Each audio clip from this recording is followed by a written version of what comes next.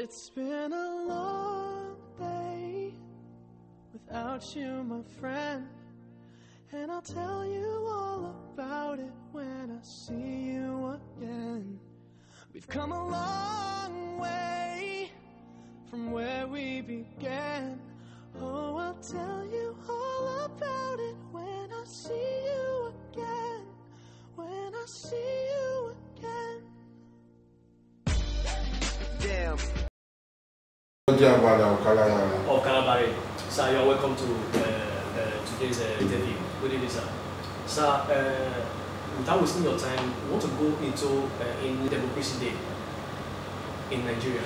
So, sir, what do you have to say about Nigerian democracy? Nigerian democracy cannot be described as democracy in the real sense. The elementary definition of democracy is government of the people, for the people, by the people. These three ingredients, government of the people, for the people, by the people, is missing in Nigerian democracy. Election was held in 2015, and this election was riddled with irregularities. Okay. Figures were cooked up. Okay. At every stage of the election, people were defranchised. Okay.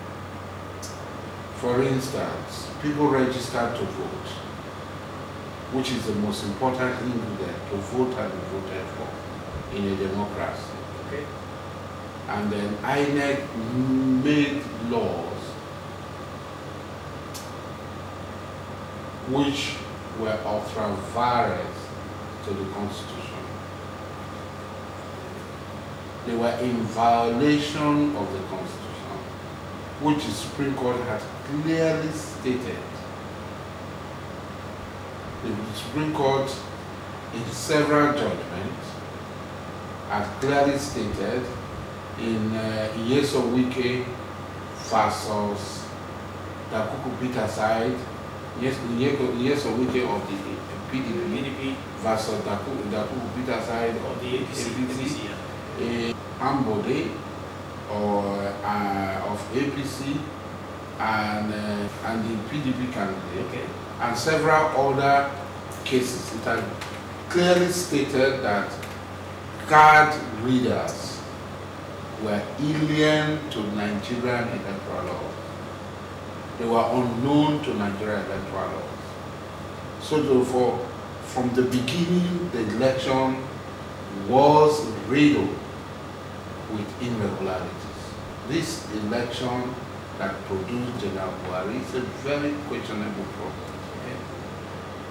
For instance, in a state like Kano State, which is educational disadvantage, there were no void votes. There were no cancelled votes. In a state like Imo State, which is one of the most educationally advanced states, over 30,000 votes were voided or cancelled. Yes.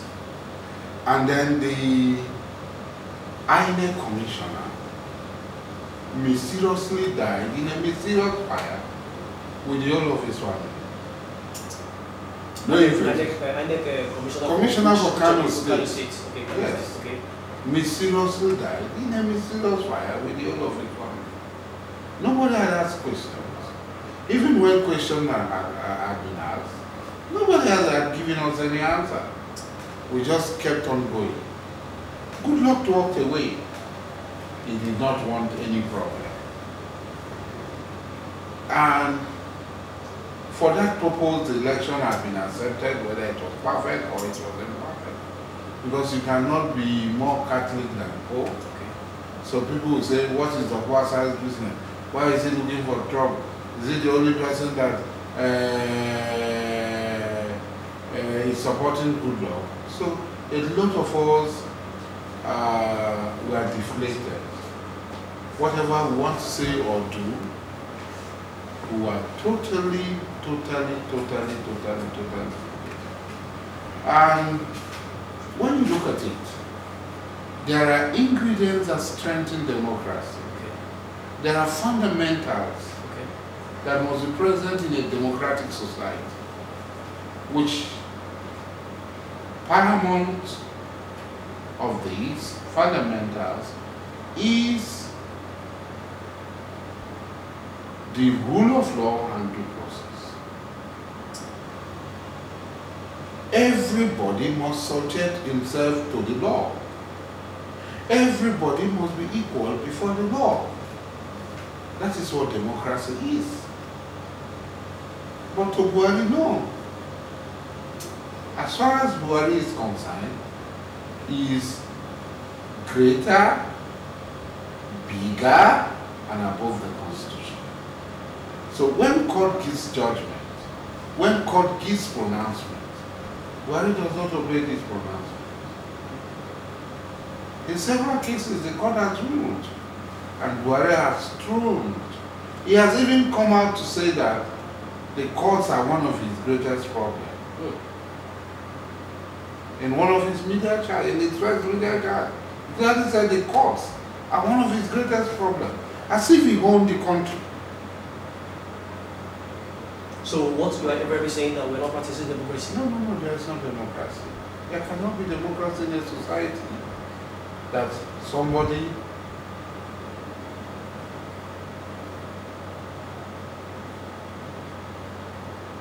puts on himself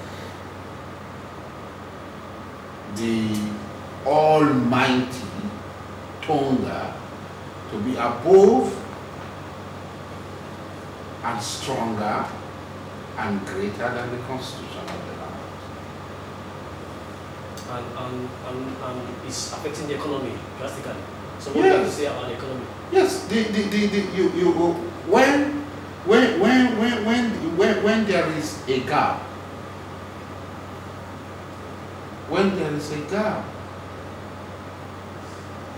in the process of governance, when there is a missing link, the respect for the law of the land, coming from somebody who is supposed to be the chief custodian of the law as the president, who has sworn to protect the law, to safeguard the law. If the person is reckless, if the person is recalcitrant, he does not respect the law, then a lot of people will be afraid to invest in such a society, because impunity governs that society. Because you can come and invest today, and you come and we have changed it all retroactively. He has done it before. When he stole the mandate of the people in 1983 and overthrew a democratically elected government, he did it. He cancelled contracts, he jailed people, he murdered people who at the time they peddled drugs.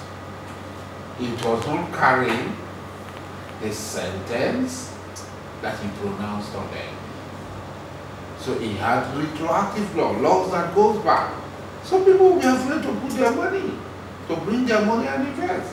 So there's capital flight. People feel, look, I don't want to join issues with this sick man who does not have respect for the law. So are you even saying that Buhari is not the Messiah we actually waiting for? Buhari, instead of calling Buhari the Messiah, we should call him Satan. No.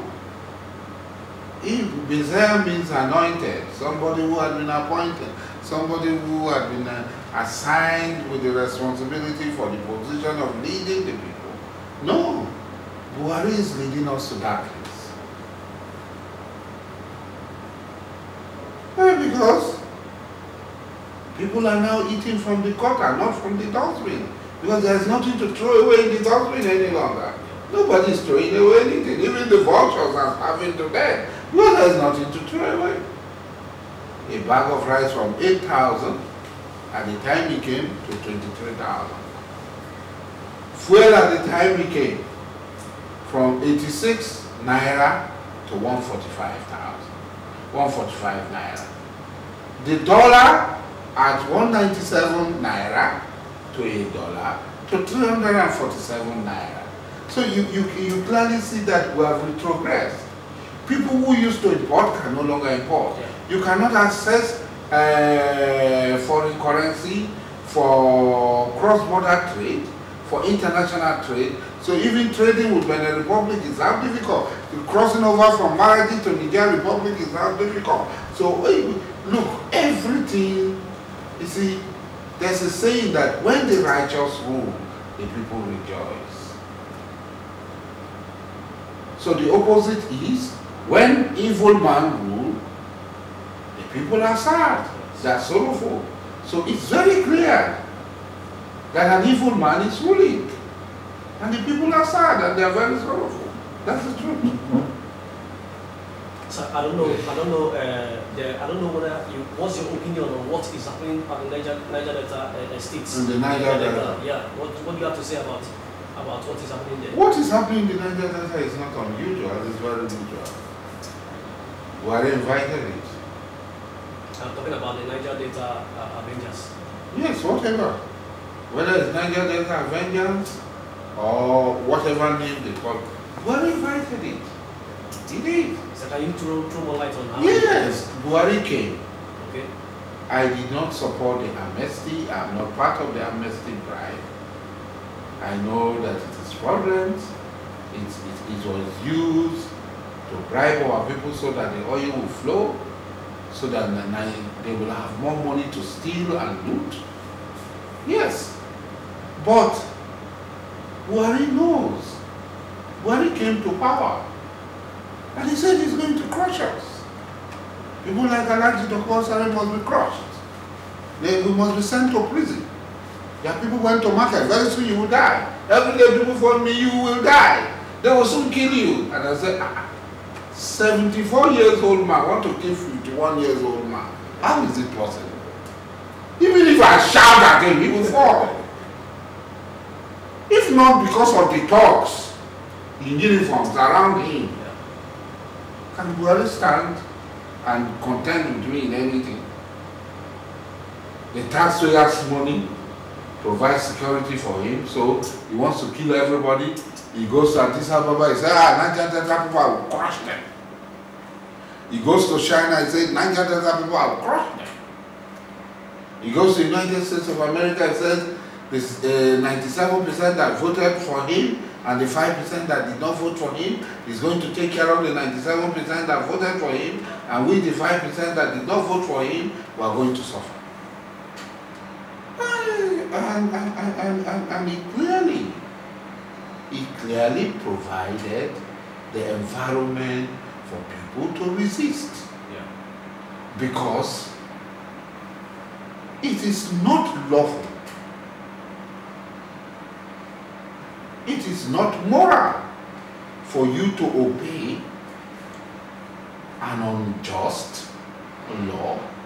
It is not lawful for you to be lawful in an unlawful environment, in an unlawful society. The president of a country does not abide by court decision, does not respect court decision, but he wants you to abide by court decision. If the court say release Tompolo, he grabs Tompolo, he want to put him in prison, but he will say Tompolo come to court. Why should Tompolo go and appear in court when he knows that whether he wins or he does not win, it is the whims and caprices of Buhari that will put him in prison. Yeah. So Buhari, you want to put me in prison? Let me stay at Oproza. Come and catch me in Oproza now. Since you are Superman, you are Spider-Man, you are Iron Man, come and catch me in Oproza. You are Batman, or King Kong. So you should come to Oproza and arrest him. So why should Tompolo obey the law? Why should Tompolo? Which law? I should come to court so that you put me in prison. Whether I am guilty or not guilty, if Buhari had pronounced me guilty, so I am guilty. No. So he provided the environment for the germination of the resistance that is going on, the resistance to his arrogance. Because you cannot come and take Ishakiri people's money, take Orobo people's money, take Igbo people's money, take Ijaw people's money, take Isoko people's money, and then take it to where you and your people decided you wanted an Islamic state. And you started killing people, killing small children, killing their fathers, burning villages. You now budgeted 200 billion for the reconstruction. Our money, Ijaw money, you know fit. Yes, it's as simple as that. If you like, go and bring all the Amechis, go and bring all the Timi princes, go and bring all the Timi Alibis, go and bring everybody. Let them come. You cannot. What's So what I'm trying to say is this. You provided the environment for the resurgence of the resistance of the people of the Niger Delta. So it is not about vengeance. It is the Niger Delta people. During the Bayelsa election, the people of Bayelsa came out. All the minds, they were boasting, they will kill us, they will do this, they will do that.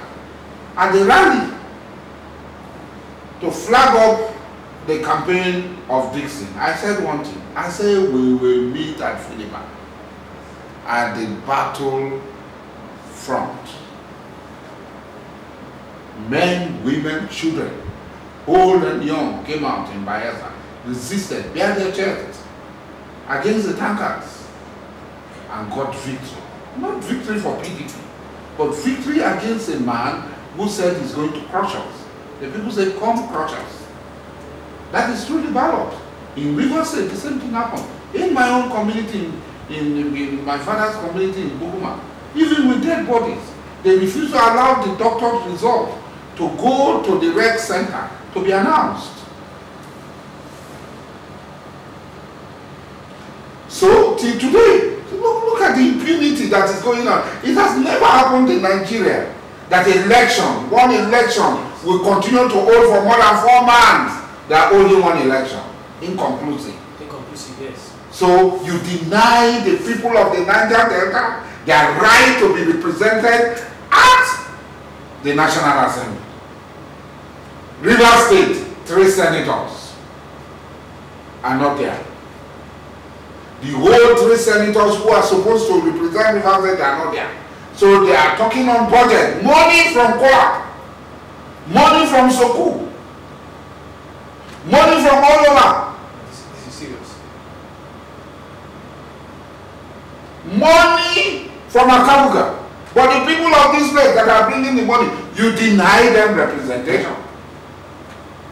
In the House of Rep, Akubzora Sator is not there. Yeah. Boni Degema is not there. Okrika Okubolo is not there. Anthony Opobonkoro is not there. Elementai is not there. Gokana Kana is not there. Ikwele Emoa is not there. You deny the people representation. And your INEC is now, how can there be free when the umpire had been seen not to be an impartial umpire? INEC cannot explain to the people of the Niger Delta of Rivers State why their election should be arrested and detained the way it's detaining Akpoblogemi, the way it's detaining Robert Atibola, the way it's detaining Dugaifa. The whole collective electoral mandate and representation of the people of Niger Delta are being arrested and detained by these Draconian, this government of impunity of General Buhari. Nobody. It's okay. And you said the people should keep quiet, hold their hand, and say, Rankadede. NDDC It's a statutory body. Under the Constitution, 13% of all the resources from the oil producing states should go to the oil producing states, oil producing area. You now arrogate to yourself, nobody is talking. You now arrogate to yourself. You give NDDC 41 billion. Why did you get the 41 billion? Where did you get the 41 billion from? From whose source? Going against the law. Going against the Constitution. The constitutionally required allocation for the oil producing state is 13%. It's the constitutional. Buhari has no right. It is the same constitution that brought Buhari as president of the Federal Republic of Nigeria that says that Buhari should not be removed other than by this constitution. Anybody who does that is mutiny, is against the law. That is the same law that gives 13%, even though we refuse to accept it, to the oil producing states. You now confiscate it, but you keep the right of presidency given to you by the Constitution. You now confiscate the right of the people of the Niger Delta of their 13%, you confiscate it and keep it down. Because you are the commander-in-chief, you are the army, you are the navy. When we talk in culture, so some people say, no, they use a big. We see Pharaoh in Brown for Red Sea. We see Hitler. We see Mussolini. We have seen there so many graves of people like you. So there's nothing you can do. You will end up. The Quran clearly says, Bismillahirrahmanirrahim, Qul Allahumma malik al-muluk, tu'til al-muluka man tasha'u, wa tanzilul muluka mimman tasha'u, wa tu'izzu man tasha'u, wa tunzilu man tasha'u, bihamdika innaka ala kulli shay'in qadir. Yes, it means it is God that gives power. It is He that makes kings. It is He that takes power from people. It is He that debates people, kings, and elevates other kings. It is He that brings life, gives life. It is He that brings death. So when a man stays and says, how can the president continue to say, I will kill, I will crush, soldiers go and crush, go and kill the president of a country? Everybody, by law, you are their president. You are primus inter pares, first among equal. But all that the man says, I will kill, I will kill. 73, if the soldiers are not there, who can Buhari kill?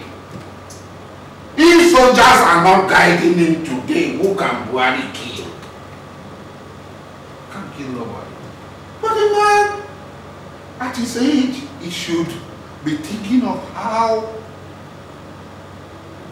he will do good works, good deeds,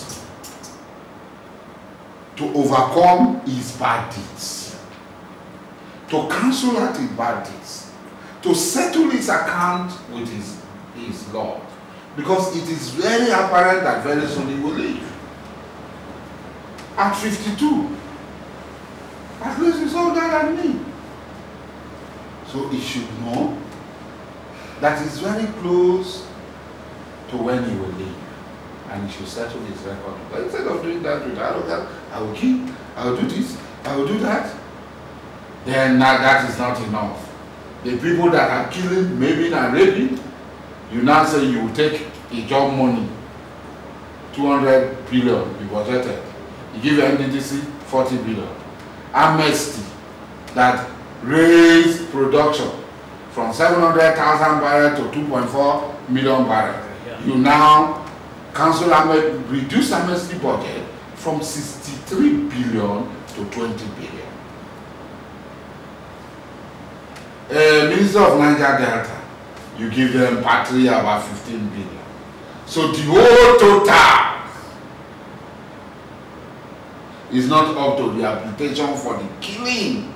You kill yourself, not we. Yeah. We did not contribute in killing you. We did not do anything. So we will pay for you that had killed yourself. You burnt your house, we will pay for it. No. It will not be possible. We will not be possible. You now put how many billion that you want to go and buy grass for Libyans to graze their cow. They said the people who are killing people, a president will come out. So it's sensitive. A president will come out that the people who killed the people of Nebo, the police had arrested them. They have confirmed that these are Buhari's brothers, they are Fulanis, they are Gambaris, they are his brothers. They are the one who killed the people of Nebo.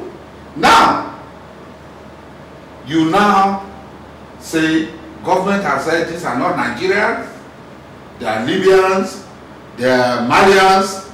So the government of Nigeria, after Malians and Libyans and Nigerians have killed our people, to compensate them for killing our people, for a job well done. They said they have defeated Boko Haram in the north. It's a lie. What happened? Boko Haram fought to install Buhari as president. They have finished their work in the north. He has sent them down to the south to kill us. So is there, okay. No. Before Buhari came, were they killing our people? Yeah. He has sent them in the south. He has sent them to Benue. He has sent them to Enugu. He has sent them to Cross River. He has sent them to Delta. He has sent them to Anambra, Ebonyi, to kill our people. So why they say Boko Haram is subsiding, which they have achieved, they have gotten power, they made Goodluck government ungovernable, they made it unstable, because Goodluck na fear man, because he allowed them. If not somebody like me, they foresee something. So Goodluck na fear man, he don't want trouble. So they leave him. So they have finished their work in Borno, in Adamawa, in this thing, in painting Goodluck, in saying that girls are missing when nobody is missing. Then now they are the second phase is to start from Plateau State and to start to kill the people who are not the same with them. So that, like they said, like Sadwana said, they will perpetually keep us down and they will never allow us to make decisions for ourselves or to rule over ourselves. What do you think that is the way forward for a better Nigeria? What do you think that is the way forward, looking at the present challenges and the situation in this country? We're going to look at it from different perspectives.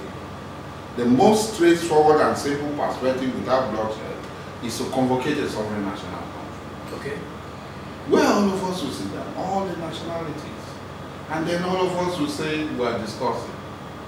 We discuss. Say, look, me, I no one live with you again. I be John man. I no one live with you, Gambari from Futajelo, whether na Fulani you call yourself or Fulube or whatever. I no one live with you again. Now British people now bring us together. They brought us together in 1914 through the amalgamation by Lord Lugard. So we don't want. Make we just peacefully, gently, make everybody go. That is the most simple one. But the other one is, he said he will crush. We say he cannot crush us. So that's why there's an environment to fight, an environment to free ourselves. Because it will certainly come to that. There is no way it will not come to that. Because you cannot continue to oppress people. Nations are not built by imposing your hegemony on other people. Nations are built by consensus, and the consent of the people is not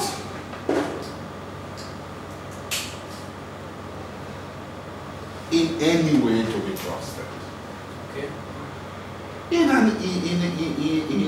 a political context, people bring out manifestos, they produce party manifestos, a campaign, programs of action, roadmap, etc., etc. Buhari told us clearly that when he comes, $1 will be equal to 1 naira. Okay. 1 year in a 4-year government, 1/4 of the period is gone. What is happening? 1 naira or $1 is now 347. What about job creation? Job creation, they said about 3 million jobs every year. They're going to create about 20 million jobs before they leave. Now many people have lost their job. Many companies have closed. Many businesses have closed. Many people, uncountable people, because there is no proper collation of data and statistics in Nigeria. So that is it. A lot of people have lost their jobs. So job creation is zero. So all the promises Buhari made that there will be more security. Where is the security? Fulani people are killing. In Ekoto they kill more than how many people? They ordered how many people were killed in Zaria. A government comes out to kill its citizens, maim and murder its citizens because they do not share the same religious belief with him. They belong to a different sect of Islam, and so they should be killed, and nobody talks. Everybody applauded. Today it is exactly. Tomorrow it might be Mujahid Dokubo-ASARI, but it might be somebody else. Yes, if Tompolo had not been an Ijaw man, he would have been killed.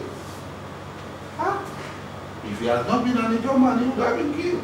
There's something about Ijaw people. Okay. Yes, there's something about Ijaw people. He just said, Koroyiku to Tomo Jigeya, Koroyiku to Tomo Jigeya. So what's the meaning of that? Very simple. That Ijaw nation is very strong. Whoever tried to contend with us, challenge us, can never take us. Whoever.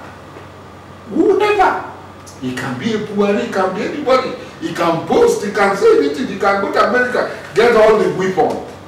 He cannot shake the Ijaw nation. He cannot shake Tompolo.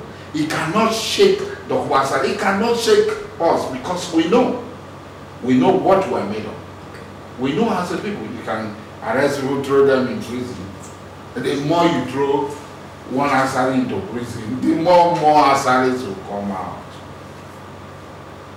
They'll be more vicious, they'll be more vocal, they'll be more destructive, because leave us alone. We are peaceful people. You see our people, we are not going to kill small children. We are not going to the mosque with bomb on our body to go and explode in the mosque, to go to the church to explode, to go to marketplaces. We are not as senseless and barbaric as Buhari and his people. Why don't you just leave us alone? No lay you feel king. Why do you think that only you? That's the arrogance that I cannot fathom. That you believe that only you can kill and the other people cannot kill you. Until the Buharis get that sort of thinking out of their mentality, Nigeria will not be free. Okay. For Nigeria to recover and go back to where it was before May 29, that Buhari had come to destroy, the National Assembly legally must do the needful. The National Assembly must constitutionally, because that's what the Constitution says, must stand up, brace up, live up to its responsibility. Think of our constituents. Every member of the National Assembly must think of our constituents. That this government is taking us nowhere. It's taking us to the habit. It's taking us to eat from the quarter. They must do the needful and impeach this man. He has nothing to offer. Wait, you are maybe saying that the Buhari has nothing to offer? He has nothing to offer. If we're alive, if Allah subhanahu wa ta'ala gives us life to see another May 29, come back. By that time, maybe $1 will be 4,000 naira. Mark it is what I'm telling you. Okay. By that time, maybe if we're alive, we're still together, you come back to ask me, $1 maybe 4,000 naira.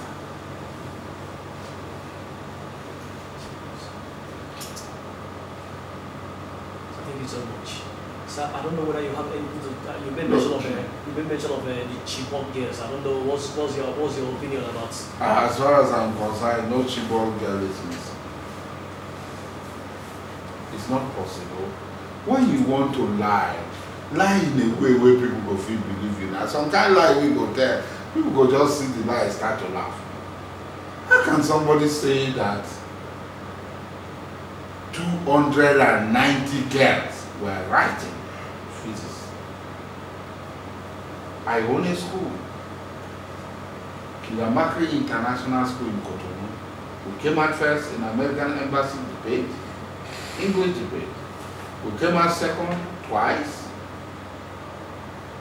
in all schools mathematics competition.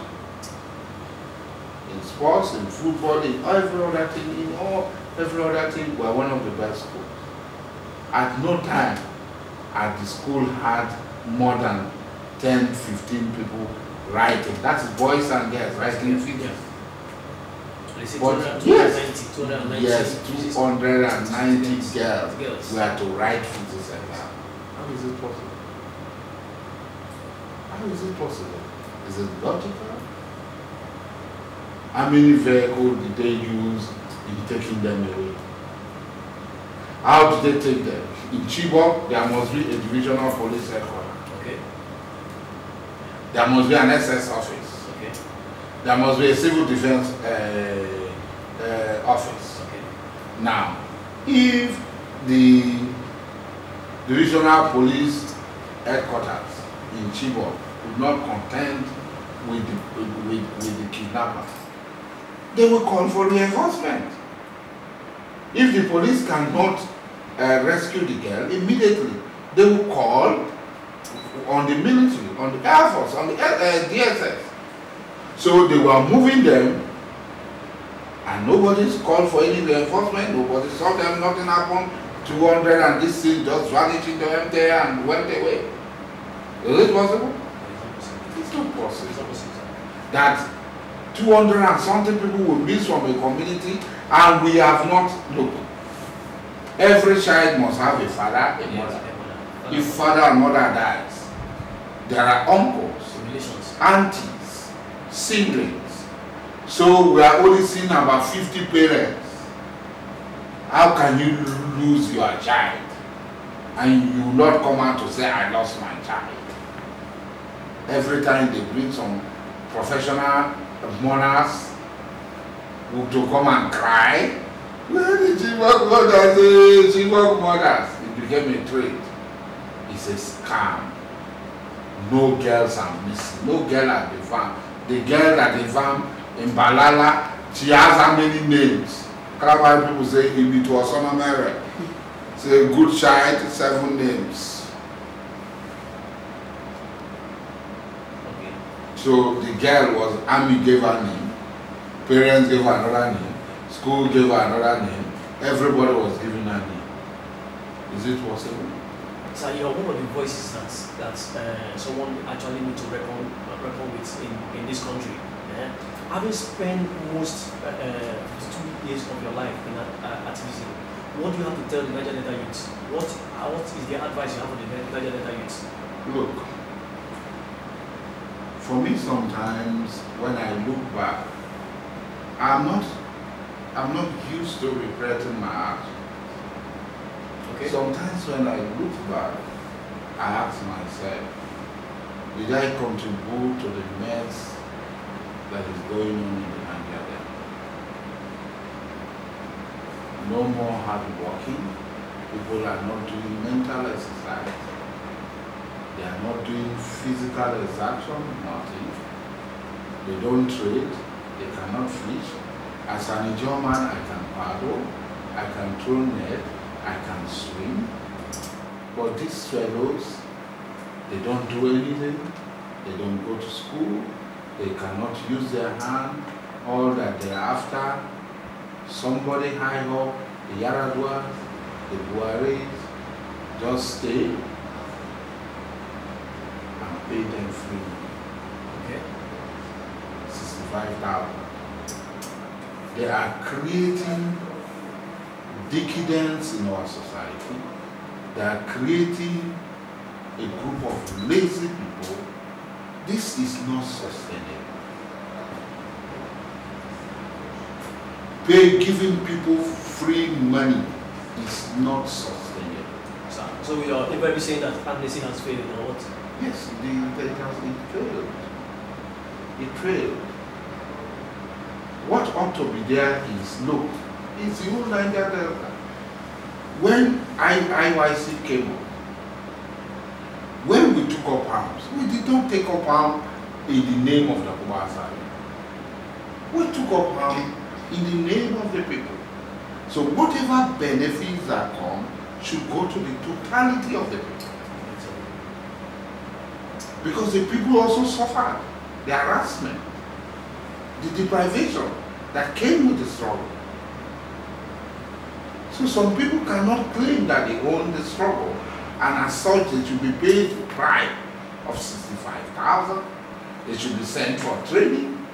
There should be all sorts of programs for them at the expense of the generality of the people in whose name we came out to struggle.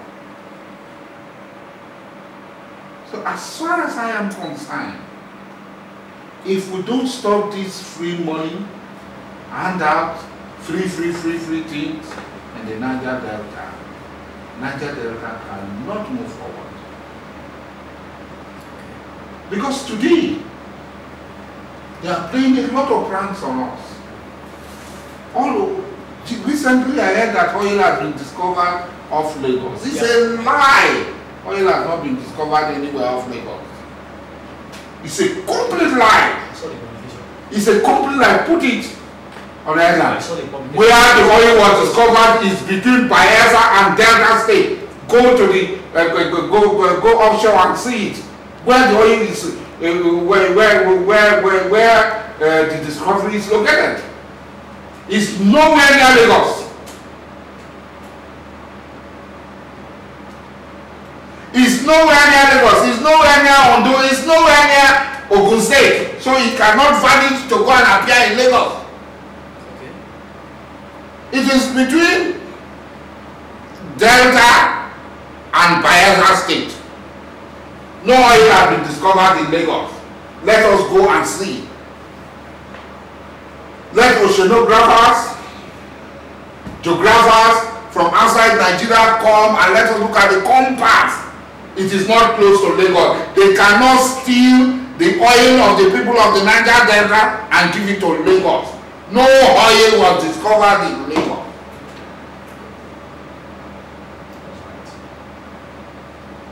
It's because if we don't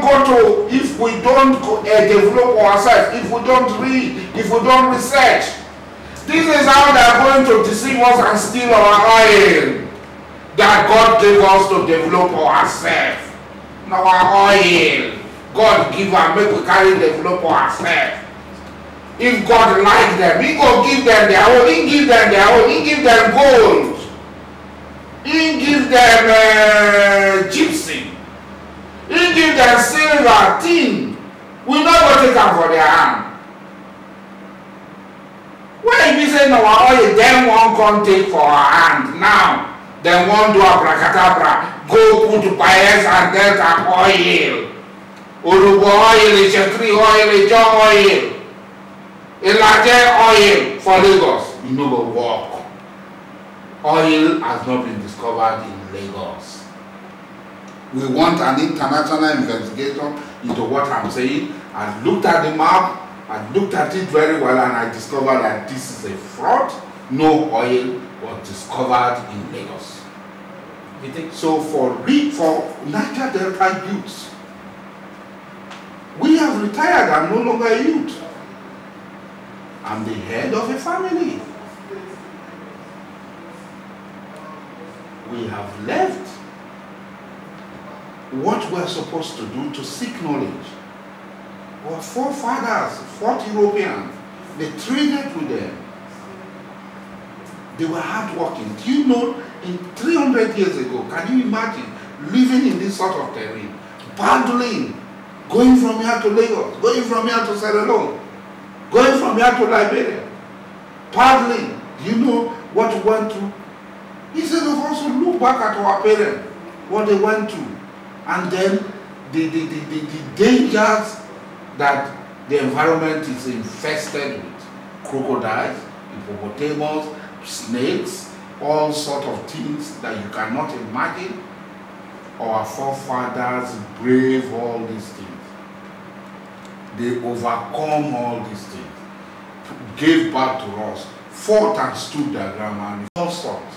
It will provide food on your table. You will not beg. And when the time comes, you will be strong and fight. But when you are not walking, lazing around, you will not be strong. People say, with your size, you go to fight. Make the time reach now. I go say, I know somebody can kill me. Everybody. That time is time to come. Because if today, I know what to do with my hand. Because that is what, not only that my father provided, Honorable Justice Menfor provided for me, I on my own. Because I don't want to beg. I want to talk as an Ijoma, live as an Ijoma, and die as an Ijoma. Because whatever I am today, I am a product of the just struggle. Whatever I want today, it is provided for me by the just struggle.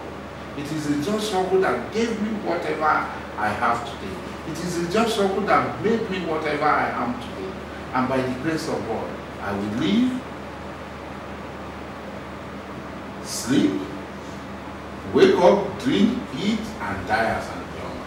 Sir, thank you so much. This interview will not be complete without you making a comment about the Nnamdi Kanu IPOB. I don't know whether the court has already ruled that Nnamdi Kanu should be granted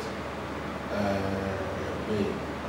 That is one of the impunities. That's one of the things that Buhari does not obey.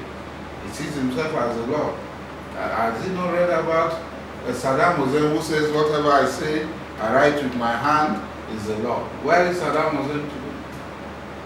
So for me, Nnamdi Kanu, look, in the struggle, I had been to detention more than 70 times.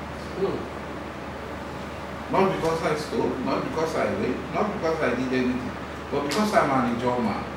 And because I say the job people must be free, because their resources must come to them.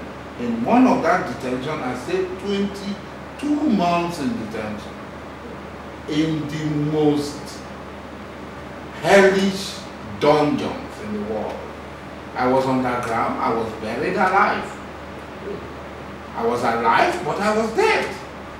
Buried alive for 10 months, 11 days. Buried alive. So it is part of the sacrifice that every one of us must make. Okay. Even if it requires the ultimate sacrifice, which people like Boro and Ken Saro-Wiwa and others gave, countless others. So in doing that, for me, by the law, it should be granted bail. He has been asked to be granted bail. And if the government refuses, then the government is acting in disobedience to the Constitution, in disobedience to the rule of law. For Biafra, I am 100% in support of Biafra. Okay. Like I said before, the only peaceful way for us to go our separate ways is to have a sovereign national conference, so that there will be no bloodshed. But those who say, I no go gree, I no go gree, I dey get blood. Those who say, oh, he must oppress me, He must own me. He must rule me. It's not possible. You can't continue to do that forever. You're providing an environment for resistance. And this resistance will not be peaceful resistance. Because it is the Lord of the matters that waters and nurtures the tree of freedom. We don't want to reach there, but let the Buharis not push us to do that. So thank you so much. Thank you very much. Thank you so much for giving us an opportunity to interact with you. Thank you, sir.